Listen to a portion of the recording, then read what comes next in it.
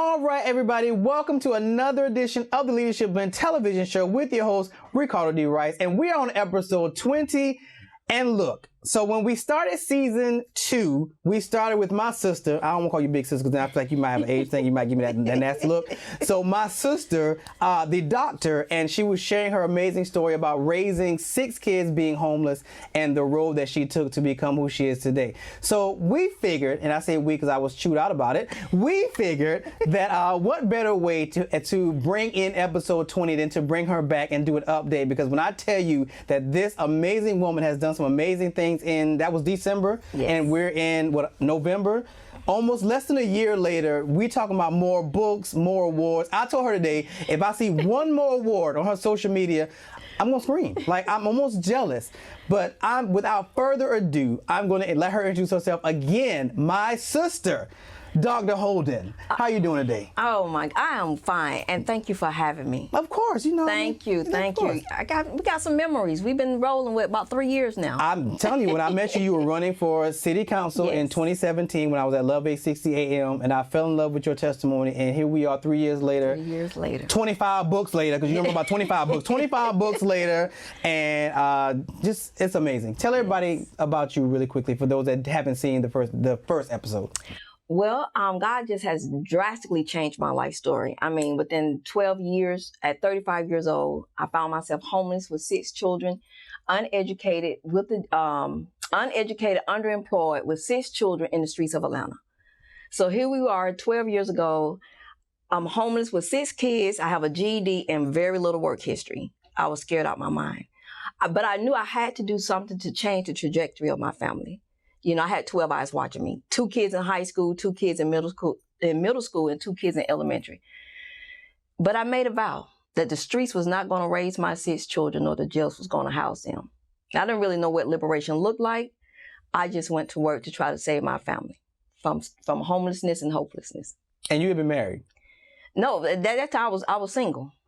But you had been married? Yes, I've been married. Well, that's how we became homeless. Abusive marriage ended after 10 years. And I was already a person that wasn't organized. Here I dropped out in 10th grade, had 4 kids by the time I was 22. So by the time that marriage ended, I was really a shell of a person. I was existing, not living. So I just came to a crossroad. You know, to be homeless, I remember when I enrolled in college, we was living in a board-up house as squatters. And so I just knew I had to do something to change the trajectory of our life. And Ricardo, I'm just going to be honest. To be a Black woman in a major city of Atlanta, homeless, and I'm born and raised here, so I had no family support, no money, no resources. So it was, when we talking about building from brick by brick, that's exactly what I've done. Well, you know the moment I like. So I want you to you know the moment that I love to hear, when you checked yourself in. Mm-hmm. So go to that moment for me. I always love to hear that moment. I feel like that's the power moment for me. Oh my goodness. Well, as a pastor, I often pose the question, what happens when your struggle outlasts your strength? So we was homeless close to 4 years. We talking about shelter, cars, hotels, abandoned house. And the journey got so hard, I was embarrassed. My older 4 kids, they wanted stuff. They wanted material stuff, and I didn't have anything to offer them, but to love them unconditionally. But the journey got so hard, I remember walking to a hospital in Riverdale, Georgia. And I told the lady at the desk, I said, ma'am, I don't think I could do this anymore. And I could just remember I was looking frazzled. You know, my hair was probably a little wild. And she looked at me and she said, ma'am, are you saying you don't want to live? I said, yes, ma'am. And they kept me for a week for observation because I was thinking about suicide. I'm like, my kids would be better without me. I'm a loser. I'm a nobody. But when they kept me for a week for observation, on that floor, they had a padded room. And I went to the lady at the desk. I said, ma'am, can I go into that room? She said, ma'am, you're no threat to anybody. I said, I know it. I need to go into that room. Now, I wasn't raised in the church, but this is where God and I got to know each other. And so the week I was there, I would go into that room, I would drop down to my knees and cry, God, are you there? Please help me. I don't have anything. I'm scared. I'm lost. Please help me. And although when they released me, my situation did not immediately turn around, I knew something was different. I knew I wasn't alone. All right, we're going to take our first break, and when we come back, we'll have more with Dr. Latarsha Holden on the Leadership Blend television show with your host, Ricardo D. Rice.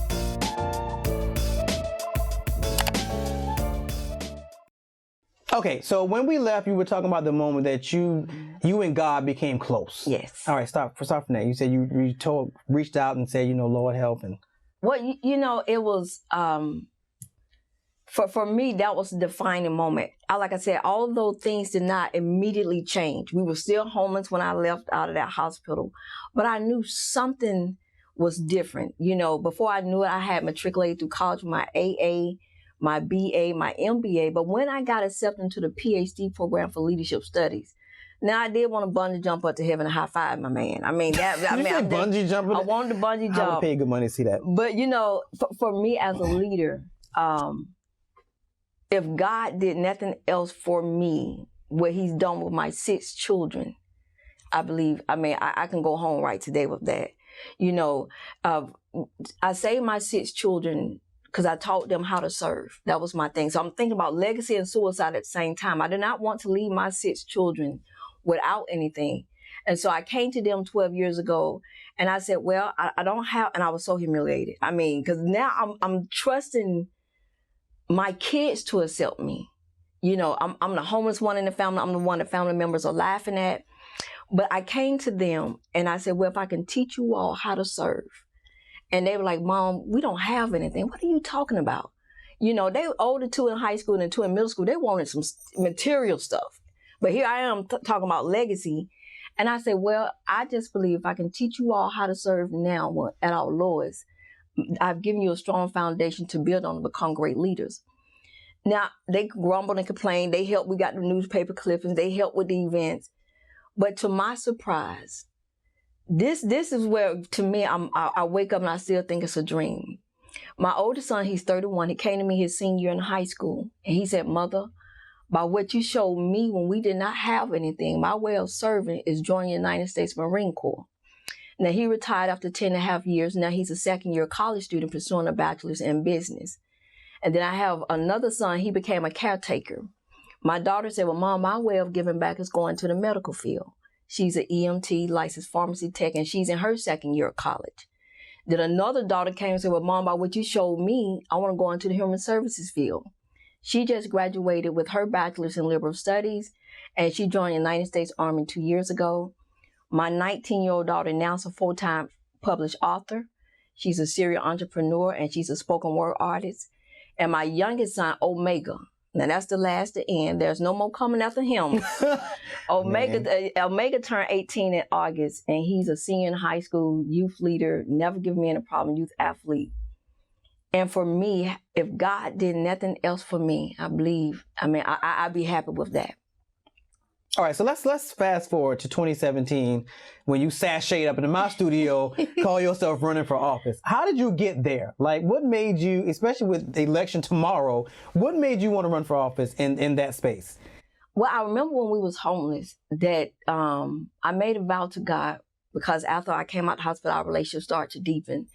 And I said, well, God, if you deliver me out of homelessness and hopelessness, I go back and fight for others. And so I really don't even remember how the seat came available or how I found out about it. But it's interesting. I went on social media, and you know how they have your memories, Facebook memories? Mm-hmm. 4 years ago, I had already prophesied I was going to run for city council one day. Really? And I was like, wow. So I took a little screenshot. I'm like, wow. So it was already something deep inside of me.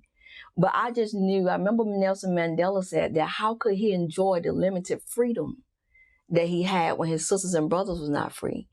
So for me, when I rode down Camerton Road, I'm born and raised here in Atlanta. So when I rode, I would take a ride down Camerton Road and other parts of Atlanta, and I saw that same look on my sisters' faces when they pushing the strollers and that look of hopelessness on the brother faces. I knew I had to do something to go back and fight for the homeless community, lack of affordable housing. And so I just went and became a city council candidate for the biggest district in Atlanta, which is District 11. And matter of fact, in that race, that's the seat our Mayor Keisha Bottoms vacated to so she could run for mayor. Oh. Yeah. So it was, I just felt like I had a moral duty to try to go back and fight for others. I think the weirdest thing with us is nothing's ever easy. because you encountered some stuff on the campaign trail. Yes. But we're going to have to get in that when we get back. Yeah. We got to take another break. So we're going to take another break. And when we come back, we'll have more with Dr. Latarsha Holden on the Leadership and Television Show with your host, Ricardo D. Rice.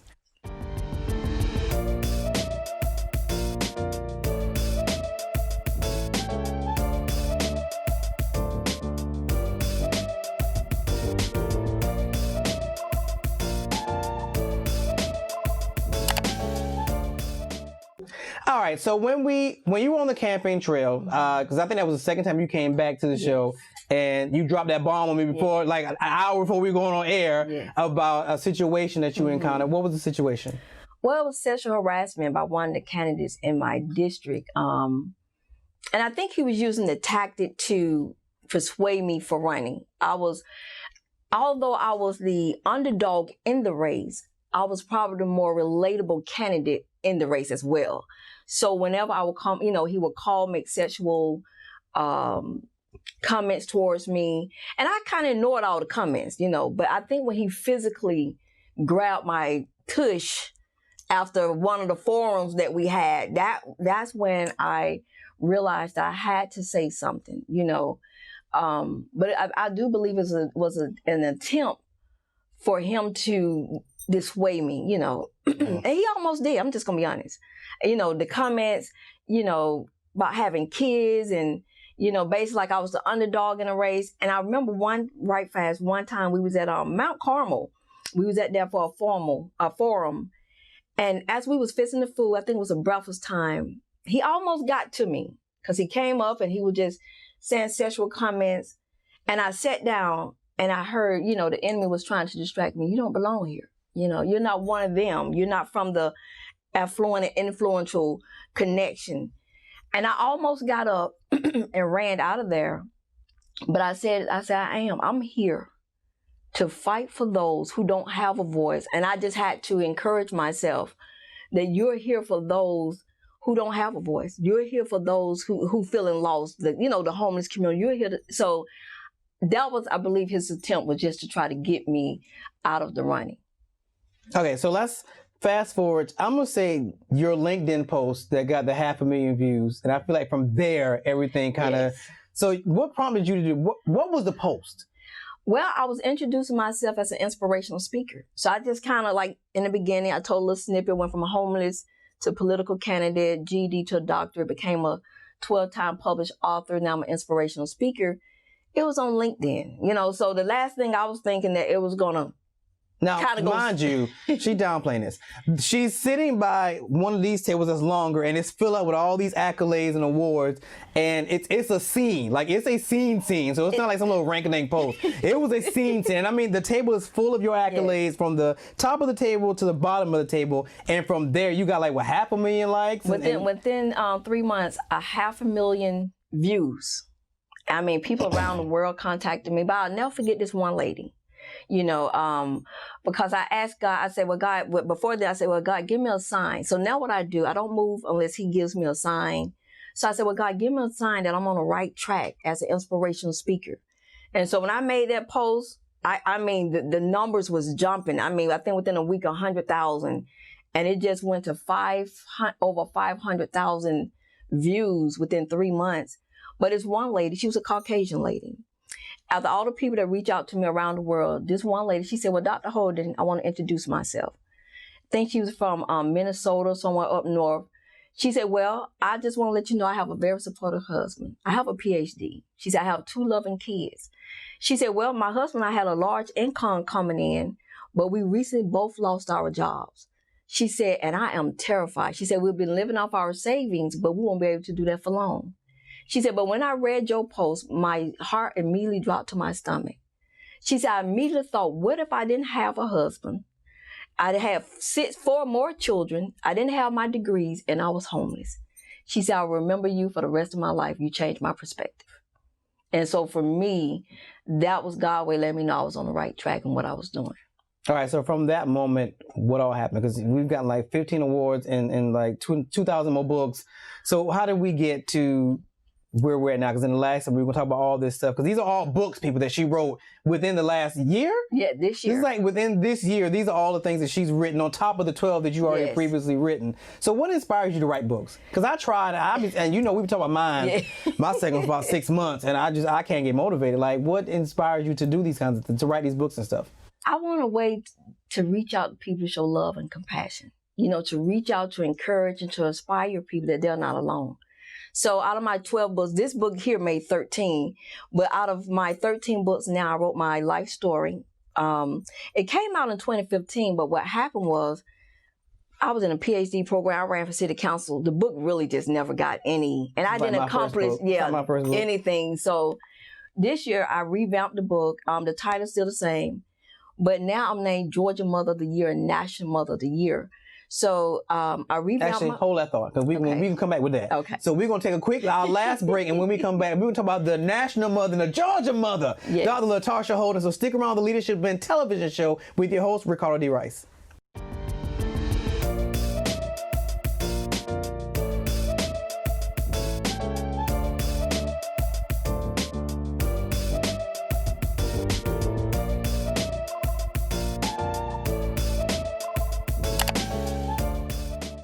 Okay, so we were about to jump into where you're at currently, which is a great place. You look good, by the way. Oh, Your haircut and the wool sweater. You look like an angel in white.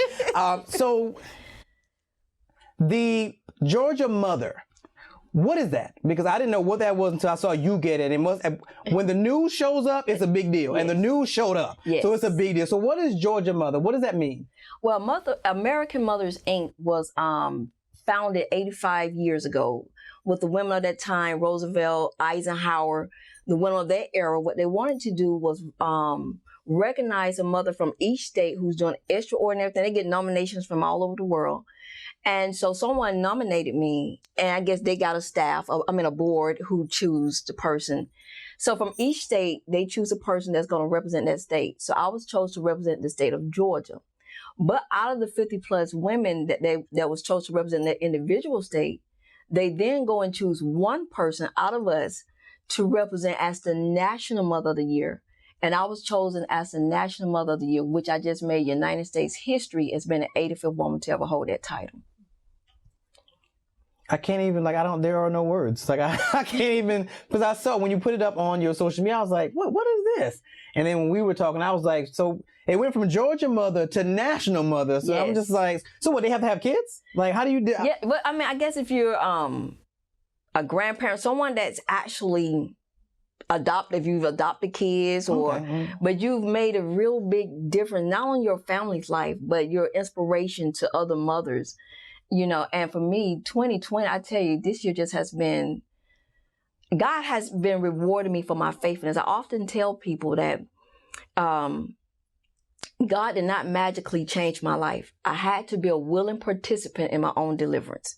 Okay, it's nothing that as long as I was taking steps, he was taking steps too. But for 2020, for me, it's a year of God has been rewarding me for my faithfulness. I'm not only Georgia National Mother of the Year, I am Triumphant Woman of the Year for 2020 and National Top Influencer Rising Star for 2020. So for me, this has been a year of God just rewarding me for my faithfulness over the last 12, 13 years. So you decided to go out the box and do this little number right here. So we have a comic book that she created. Tell me about this comic book. Like, who decides to do a comic book that has already 12 books? Who decides to do a comic book? Tell me about this. Well, when we first went on lockdown back in April, I wanted a creative way to inspire people that God has not forgotten about us. So not only that, I want to take it further. My characters are all African American and one Latino. Even on the back, as you see here, with the dress. Is that Black Jesus? That's Black Jesus. Lord, we got Black Jesus. Yes. All right. So I just want a creative way to inspire people that God is still here. So this is me. I'm the lead character, Lady Love. Wait, you didn't tell me that. You didn't tell me that was supposed to be you. Yes, that's me. Lady Love, and these are twins, Goodness and Mercy. This is Hope Girl. This is Faith Walker. This is the Undertaker, and this is the Master. So the Light Shall Rule Christian comic book. So what's the response been like with the comic book? Oh my goodness, a lot of guys have been buying it. Well, you know, a lot of guys are comic book nerds. I didn't know that. So I didn't know, you know, but you thought women were gonna buy a comic book? I didn't know who was. I just No, women read this other stuff. The other stuff. We read that kind of stuff, comic books and stuff. Is there some fighting in there? People getting slapped or hit? Anything? But no, but it's pretty good. It's pretty good. Like but I mean, but I just took and made Goodness and Mercy twins, and so their powers, goodness and mercy, they show up for protection. Faith walkers, he's a little guy, but the more you exercise your faith, he grows up, and you'll see where he's busting out his shirt, he's strong, and he helps you get over the hard times. Hope girl, she gives you the vision for the future. And so, of course, the Undertaker, he's in here. He's trying to distract you by any means necessary with the mental.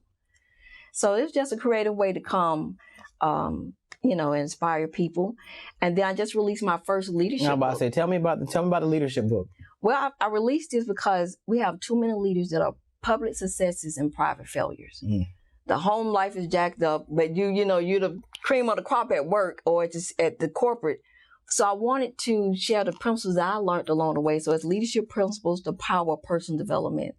So I intertwine my story and show how I had to stand in integrity when my back was against the wall. You know, when you're homeless, you know, and thoughts come, you get desperate. But what did I do to make sure I didn't fall to the whims of the devil? So definitely, this is a good book for anybody that's aspiring or an emerging leader in ministry or in the marketplace. So with the autobiography book, this one, what's in there? Like I know your story. Yeah. But I'm sure you threw other stuff in there. What's some of the other stuff that's in there outside of just the testimony? Like there's some ideologies for somebody who's homeless. What else is in there? Well, we have some life lessons at the end of each chapter. Also, I tell a little bit about my kids. How did I get off track? What started me dropping out in 10th grade, and kind of like, how did I get, you know, because it's always a beginning. You know, people just don't up and do stuff. But it just shows the journey of no longer lost. How did I reclaim who I was? How did I get my self-love and self-worth? To have 6 kids and 35 and homeless, how did that building process? So this is definitely a good inspirational to get people back. You know what? If she can do it, I can do it. And it's not really a woman's story. I have men emailing me. Really? Saying, Dr. Holden, you know, I just want to let you know you're the reason why I'm going back to school. You're the reason why I said, if that lady can do it with 6 kids and she's homeless, was homeless, I can get out and start trying again. Okay, so you underwent something that I tell folks all the time, the ministry of reconciliation. You shared on the first episode in December when season 2 started about the moment with your mom in the hospital. Share that again for me. Well, you know, all my life she just treated me like I couldn't do nothing right. You know, how many siblings do you have?